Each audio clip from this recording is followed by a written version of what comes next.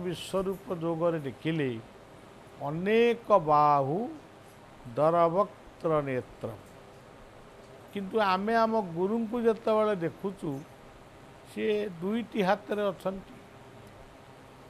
आउ कौटी आप देखुंट नारायणकर चारोटी हाथ किंतु प्रकृत रे गुरु होउचंती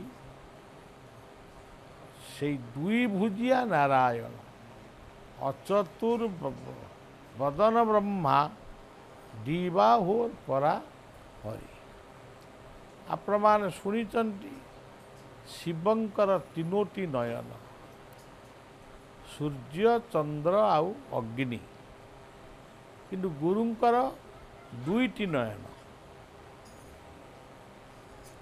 तांको कपाल रे आउ गोटे आखि नाही किंतु से होउचंती शिव इ व्यासंकर ये वंदना अचतुर्वदन ब्रह्मा दिबाहोर पराहरि अभाल लोचन शंभु भगवान बादराय ठीक से भली भाव में आपण जो गुरु को पूजा करुचंती जड़े गुरु को पूजा करुचंती किंतु प्रकृत रे आपण जड़े गुरु को पूजा करूना जेते गुरु ये पृथ्वी रे अछंती थिले आगु को आसीबे समस्त को आपण ए गोटिए पूजा रे सबु गुरु मान को आपण माने पूजा दउचंती प्रणाम करूचंती एवं से सर्वशक्तिमान परमात्मा को ही आपण प्रकृत रे पूजा कर पूज्य पूजार अधिकारी एकमात्र से जड़े सृष्टि रे परा जड़े मालिक अनंत ना तार मालिक जड़े जड़े राजा अनेक जमीदार गुरुमान हेले जमीदार किंतु मालिक हेले से अनंत बा जहाँ को आपण जो रूप नाम संबोधन कर तेणु आज पवित्र गुरुवार ये जो गुरुवार टी कहीं से होउचंती बृहस्पतिवार बृहस्पति होउचंती देव जगतर गुरु तेणु ये गुरुवार दिन समस्त गुरु प्रेमी माने गुरु को पूजा करती आज पवित्र दिन आज गोटे पर्वपर्वाणी दिन हौ बा न हौ व्यास पीठर व्यासंकर बलय भितर आमर ये जो पवित्र आश्रमटी गढ़ी उठी यही आश्रम अनेक थर गुरु पूजा होईची आज भी आपण माने चिंता कले आज गुरुवार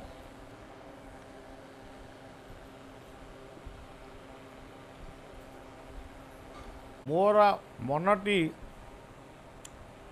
आनंदरे पूर्ण हो उठी बहुत आनंदरे मुझी मोर खाद्य पेय ये सब कथा मत ठीक लगुनि ये विश्राम नापी बहुत इच्छा हुए किंतु मोर गुरु को मोर मानस गुरु श्री श्री ठाकुर निगमानंदंकर प्रतीक भाव रे मु जहाँ को जीवन मार्गदर्शक भाव रे बाछि नहीं से होउचंती नामाचार्य बाबा बाया सबु गुरु को बलिया भल पाए समस्ते मो गुरु किंतु ता भीतर जड़े गुरुंकर रूपरे जगतर गुरु मान को पूजा करे मो मन भीतर एते खुशी थिला कहली आश्रम पहुँचले बोले यही जलदा आश्रम पहुँचले आमे गोटाए गुरु पूजा करवा एमती मन नथिला କିନ୍ତୁ ଗୋଟେ ଗୁରୁଙ୍କ ଉଦ୍ଦେଶ୍ୟରେ କ'ଣ ଗୋଟେ କରିବା, ଟିକେ ମିଠା ଫିଠା କିଣିକି ବାଣ୍ଟିବା। ଦେଖନ୍ତୁ ଏଭଳି ଏକ ସୁଯୋଗ, ଗୁରୁ ତ କେବଳ ବଳିଆ କରିନେଇ, ବଳିଆ ଗୁରୁ ବଳିଆ ପାଇଁ ବଡ଼ ହେଇପାରେ। ଆପଣମାନଙ୍କର ଗୁରୁ ଆପଣମାନଙ୍କ ପାଇଁ ବଡ଼। ତେଣୁ ବଳିଆ ଯେମିତି ସ୍ୱପ୍ନରେ ଗୁରୁଙ୍କୁ ଦର୍ଶନ କରି ଖୁସି ହେଉଛି, ସେମିତି ଆପଣମାନେ ବି କେତେବେଳେ କେମିତି ଗୁରୁଙ୍କର ଦର୍ଶନ ପାଉଥିବେ। ତେଣୁ ଆମର କୁଆଡ଼େ ଗଲା ସେ ପ୍ରକାଶ, ଏଇ ବାବୁଙ୍କ ନାଟ ରାଉରକେଲାର ବାବୁ, ତାଙ୍କର ମା ଥିଲେ ପ୍ରଚଣ୍ଡ ବାୟାଙ୍କ ପ୍ରେମୀ। ମୁଁ ତାଙ୍କ ଘରକୁ ଯେତେବେଳେ ଯାଇଥିଲି, ସେ ବାୟାଙ୍କର କଥା କହୁଥିଲେ। ସେଇଠି ଗୋଟେ କେଉଁଠି କାର୍ଯ୍ୟକ୍ରମ ହେଉଥିଲା, ମୁଁ ଯାଇଥିଲି। ଗୋଟେ ଶିବ ମନ୍ଦିରରେ ତାଙ୍କ ଘରକୁ ଗଲି। ସେତେବେଳକୁ ବାବୁ ଦୀକ୍ଷା ନେଇଥିଲେ। ଯାଉ ସେ ସ୍ୱାମୀ ସ୍ତ୍ରୀ ଦୁଇ ଜଣ ଯାକ ଦୀକ୍ଷା ନେଇ ସେ ବଳିଆ ଭିତରେ ସେ ମଧ୍ୟ ଗୁରୁସତ୍ତାକୁ ଆଜି ପର୍ଯ୍ୟନ୍ତ ଅନୁଭବ କରୁଛନ୍ତି। ଯେତେବେଳେ ବିଷ୍ଣୁ ଅଗ୍ରୱାଲାଙ୍କର ଦେହ ଅତ୍ୟନ୍ତ ଖରାପ ହେଲା, ସେତେବେଳେ କେହି ଜଣେ ବି ମୋତେ ଜଣେଇ ନାହାନ୍ତି, କେବଳ ବାବୁ ସେ ମୋତେ ଫୋନରେ ଜଣେଇଛନ୍ତି ଏବଂ ପ୍ରାର୍ଥନା କରିଛନ୍ତି, ଯାହା ହଉ ବିଷ୍ଣୁ ଅଗ୍ରୱାଲା ସୁସ୍ଥ ହେଲେ। ସିଏ ଗୁରୁଙ୍କର ଦର୍ଶନ ସ୍ୱପ୍ନରେ ପାଇ ତାଙ୍କ ମନରେ ବି ଗୋଟିଏ ଆନନ୍ଦ ସୃଷ୍ଟି ହୋଇଥିଲା। ଆଜିର ଯେଉଁ ଗୁରୁ ପୂଜା ସମସ୍ତ ଗୁରୁପ୍ରେମୀମାନଙ୍କ ପାଇଁ ଉଦ୍ଦିଷ୍ଟ ହେଲେ ବି ତାଙ୍କ ଦ୍ୱାରା ଏ ଗୁରୁ ପୂଜାଟି ଆଜି ଅନୁମୋଦିତ ହେଇଛି ଏବଂ ସମସ୍ତଙ୍କ ପାଇଁ ସେ ପ୍ରସାଦର ବ୍ୟବସ୍ଥା କରିଛନ୍ତି। ଆଉ ବଳିଆ ସମସ୍ତଙ୍କୁ ଶୁଭେଚ୍ଛା ଜଣାଉଛି ଏବଂ ତାଙ୍କ ସ୍ୱାମୀ ସ୍ତ୍ରୀ ତାଙ୍କ ପରିବାର ତାଙ୍କୁ ଶୁଭେଚ୍ଛା ଜଣାଉଛି। ପୁଣି କେତେବେଳେ ଆସିଲେ ପୁଣି ଆପଣମାନଙ୍କ ପାଖରେ ଆମେ ଗୁରୁ ପୂଜା କରିବା ଏବଂ ଗୁରୁ ପୂଜା ଆପଣ ମୋତେ ପୂଜୁଛନ୍ତି, ମୁଁ ମୋ ଗୁରୁଙ୍କୁ, ଆପଣ ଫୁଲଟିଏ ଦେଉଛନ୍ତି, ମୁଁ ସେ ଫୁଲଟା ମୋ ଗୁରୁଙ୍କୁ ସମର୍ପଣ କରୁଛି। ଏଇ ହେଉଛି କଥା।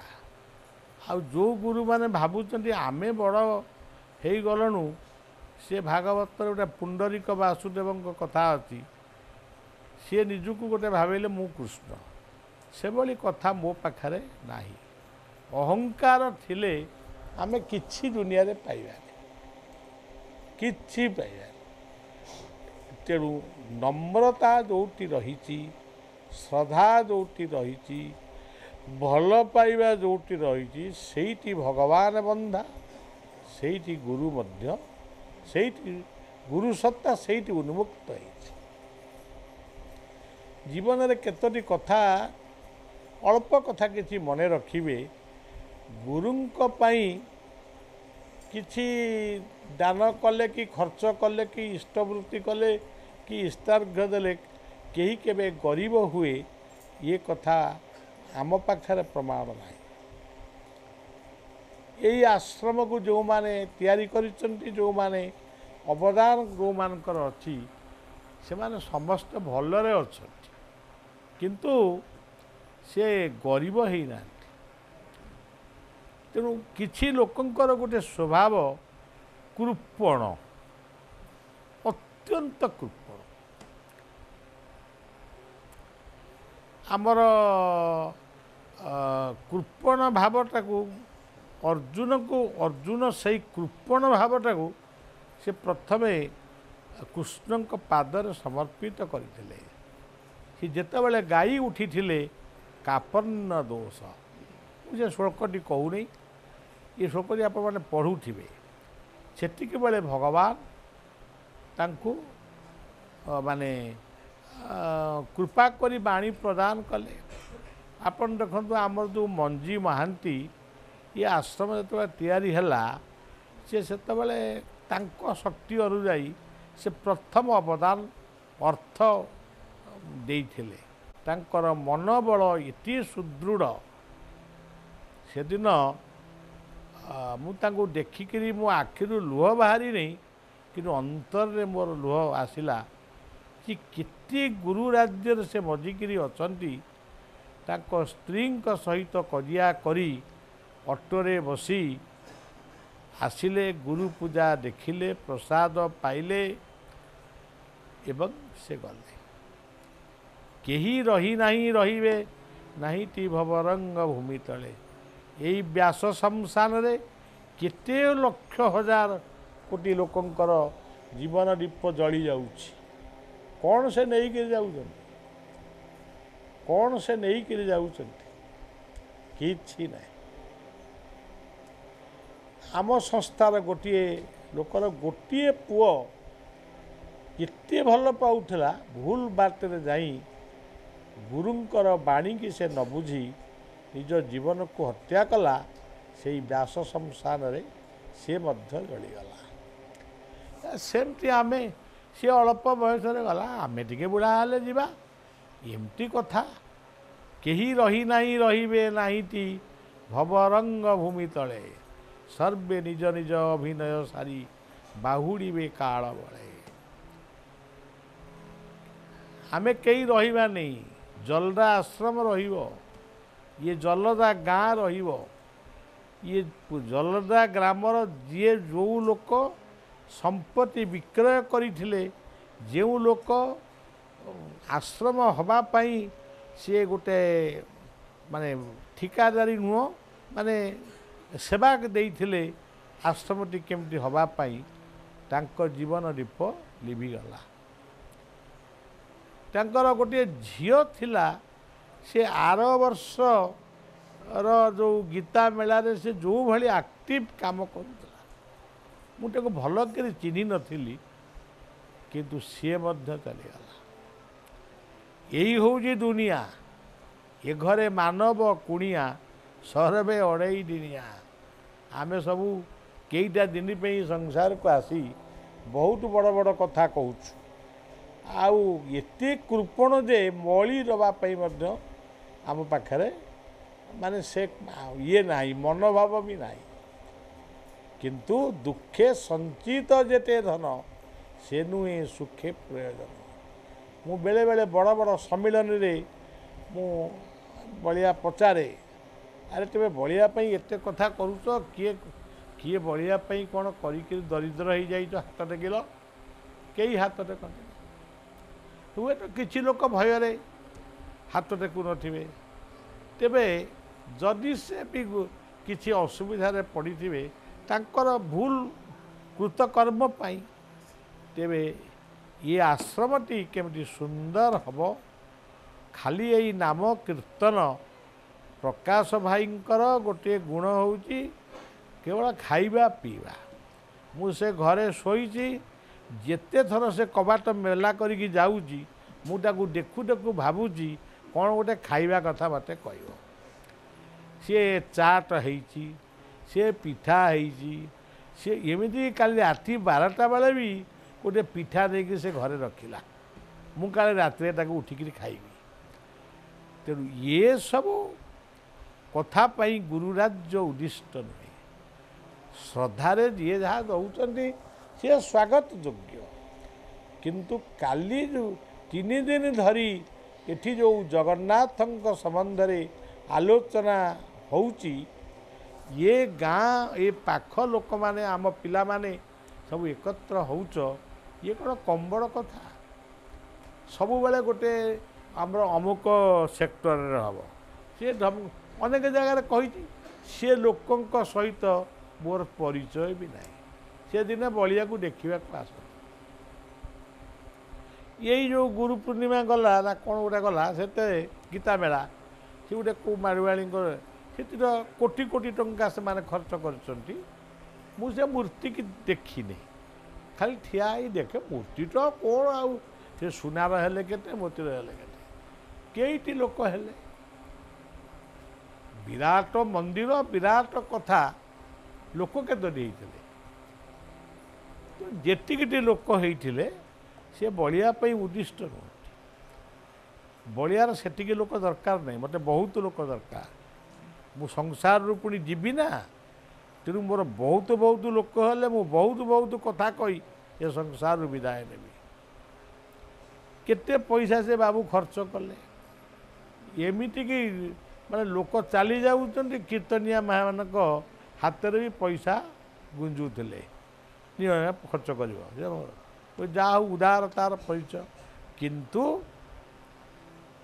अर्थ नुहे संपत्ति नुहे एगुड़ा किसी नुह तुमे केते गुरु राज्य रे बजीच गुरु बाणी की केते स्मरण करूच गुरु को केते थर ध्यान करूच सेई गुटाक होची तम टंका आउ तमे आज बुंदिया बांटिल काली सिंगड़ा बांटिल परदिन आउ कौन बांटव रसगोला सेटा कौन हम तेणु ये पवित्र आश्रम आमे एठी सबु धर्म सबु मत को आमे सम्मान प्रदर्शन करिबा बेले बेले यही सबु कार्यक्रम करिबा एते चांदुआ टांगिबा दरकार नहीं एते पाल पकेबा किछि दरकार नहीं ये हॉल टी आमर सुंदर होईची गुरुवर्ग माने बसिचंती दरकार पड़े से आजिकल तो विज्ञान युग प्रोजेक्टर लगेदेले सब देखिए तेणु आर वर्ष को यही भाया गीता मेला हम आ प्रकाश भाई जो 1000 टंका खर्च हम सेठी से लक्षे टंका खर्च करेबे से निजे किसी तुषारपात करती तांकर से भली गुण भी नहीं से गुरुंक पई करती किंतु तथापि मोर कहवा कथा जो काम कले गरीब छुआ को डाक तांको कलम दबा एथर गीता मेलार यही सब कार्य पेंट दबा कि क्या शाढ़ी दबा क्या कमल दबा गोटे औषधीय चिकित्सा केन्द्र करवा ये सब कथा कर आउ बाप माँ को पचारबनी मला बेले ब्राह्मण भोजन करी लक्ष लक्ष टंका खर्च कर एगुड़ाकर किसी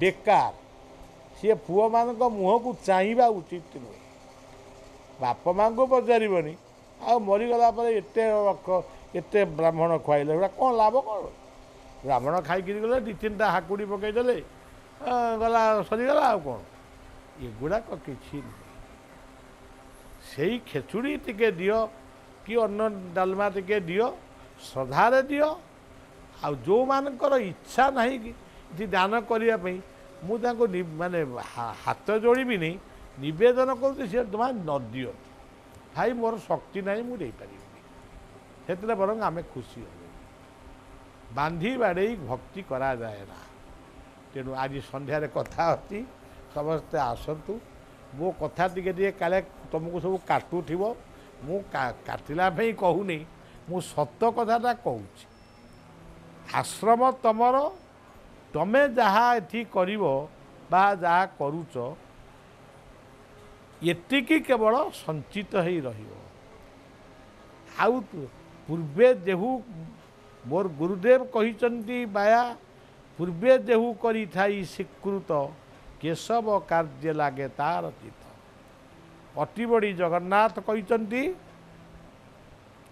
पूर्व अर्जित कर्म फले जाची मु देउ थाई बळे जहार पूर्व भाग्य दिशे ता पुत्र साधु संगे मिशे तेणु तमे माने सबू जो कार्य करूच कौन तेरे भावुच आमे रोजगार करी आमे करदेलु ना ना ना तुम हाथ में किए बल दे तुम मुंडे किए बल दे तबे अर्थ उपार्जन करने को जाऊच यदि बाटर एक्सीडेंट है मेडिकल को जीव आ तुम अर्थ कौन उपार्जन कर तुमर कि शक्ति अच्छी तुम कि अहंकार पहाड़ उपर बसिकी बड़ बड़ कथा कहूच मद पीकरी नाली पानी नाली आखि देखौच तेणु यही सब कथा श्रद्धा रख भल पाइबा रख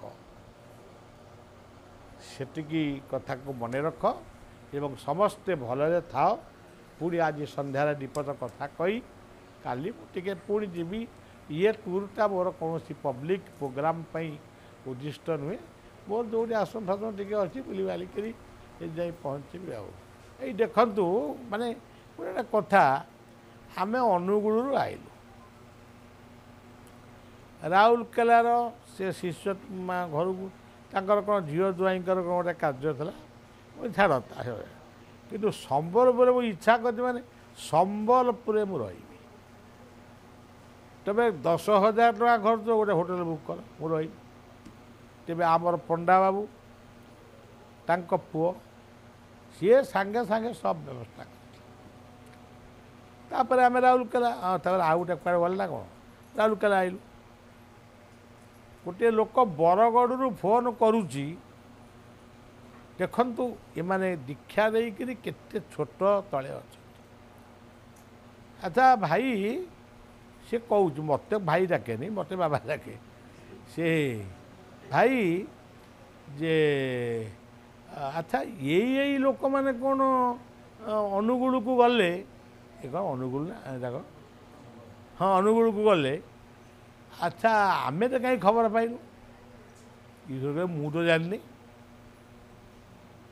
ତାପରେ କହିଲେ ବାବା କହିଥିଲେ ମୁଁ ଟିକେ ନିରୋଳାରେ ଯିବି, ନିରୋଳାରେ ରହିବି, ଆଉ ମୋତେ କ'ଣ ଆପଣ ପଚାରୁଛନ୍ତି? କହିଲେ ଆଉ ତାହେଲେ ଭୁଲ ହେଇଗଲା, ଆମେ ଗୋଟେ କଥା ଶୁଣିଲୁ। ଦେଖନ୍ତୁ ଗୁରୁ ଭାଇଙ୍କ ଉପରେ କେତେ ଅବିଶ୍ୱାସ। ତେଣୁ ଏମାନେ ଭାଇ ବନ୍ଧୁ କୁଟୁମ୍ବର ହିଂସାବାଦକୁ ଛାଡ଼ିବା ପାଇଁ ଗୁରୁ ରାଜ୍ୟରେ ମଜିଲେ, ଏଠି ବି ଆସି ତୋର ମୋର ତାର ସେଇ ଭାବଟି ରଖିଛି। ଦୟାକରି ସେ ଭାବ ରଖନା।